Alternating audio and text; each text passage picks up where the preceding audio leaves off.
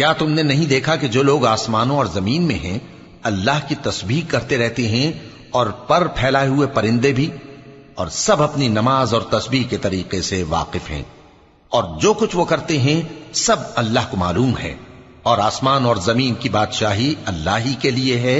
اور اللہ ہی کی طرف لوٹ کر جانا ہے۔ کیا تم نے نہیں دیکھا کہ اللہ ہی بادلوں کو چلاتا ہے، پھر ان کو آپس میں ملا دیتا ہے، پھر ان کو تہ بتہ کر دیتا ہے،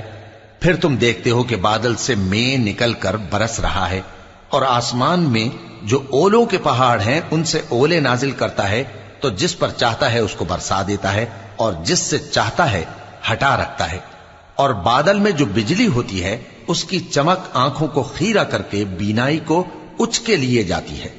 اللہ ہی رات اور دن کو بدلتا رہتا ہے، اہل بصارت کے لیے اس میں بڑی عبرت ہے۔ اور اللہ ہی نے ہر چلنے پھرنے والے جاندار کو پانی سے پیدا کیا